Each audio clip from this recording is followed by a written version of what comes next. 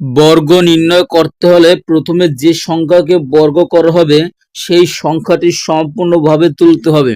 তাহলে 5a - 6b এর বর্গ নির্ণয় করতে বলা হচ্ছে, তাই আমরা 5a - 6b সংখ্যাটি তুললাম। বর্গ মানে হচ্ছে স্কোয়ার করা, তাই আমরা সংখ্যাটিকে স্কোয়ার করে দিলাম। এখন দেখো, তোমার প্রথম অংশের মানকে a বিবেচনা করতে হবে, পরবর্তী মানকে b বিবেচনা করতে হবে, এবং a - b হোল স্কোয়ার। দেখো, a - b হোল স্কোয়ার, তাহলে আমাদের a - b হোল স্কোয়ার সূত্রটি জানতে হবে। সূত্রটি হলো a square - 2ab + b square. তাহলে দেখো, সূত্র অনুসারে আমরা a বলতে প্রথম 5a কে বিবেচনা করেছিলাম, তাই এই 5a বসিয়ে দিলাম। উপরে আছে স্কোয়ার, তাই আমরা স্কোয়ার বসিয়ে দিলাম। এই সূত্রের মাইনাস আমরা বসালাম মাইনাস, সূত্রের 2 বসালাম 2। সূত্রে a বলতে তোমার এই 5a কে বোঝানো হচ্ছে, এবং b বলতে তোমার এই 6b কে বোঝানো হচ্ছে, এবং এই প্লাস আমরা বসিয়ে দিলাম প্লাস। এই b বলতে আমরা 6b কে বোঝানো হচ্ছে, তাই আমরা b এর পরিবর্তে এই 6b বসিয়ে দিলাম। উপরে আছে স্কোয়ার, আমরা বসিয়ে দিলাম স্কোয়ার।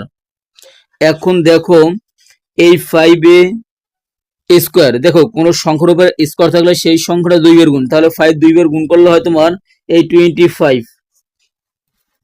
5 2 বার গুণ করলে 25, এ 2 বার গুণ করলে a স্কোয়ার। এই -2 দ্বারা 5 গুণ করলে হয় 10, 10 দ্বারা এই 6 গুণ করলে হয় তোমার 60, আর এ দ্বারা b কে গুণ করলে হয় ab।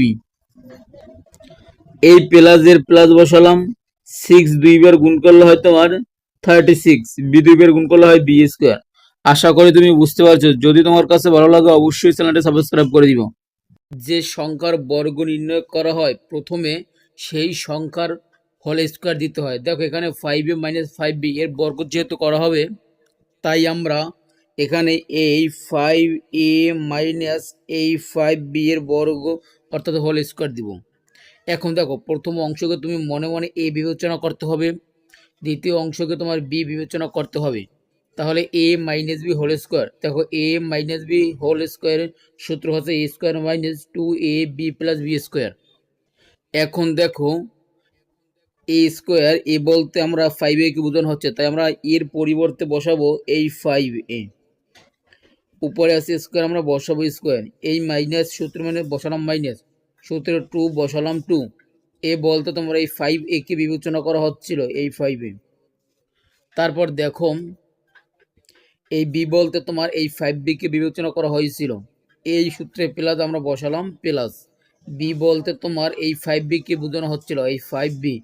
ওই স্কোয়ার আছে, আমরা স্কোয়ার বসিয়ে দিলাম।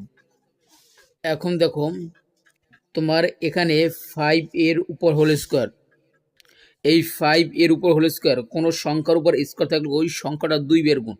2 দ্বারা কিন্তু 5 কে গুণ না, অর্থাৎ যে সংখ্যার উপরে স্কোয়ার থাকবে ওই সংখ্যাটা 2 বার গুণ। দেখো, 5 2 বার গুণ করলে 5 × 5, তার মানে 25 হয়।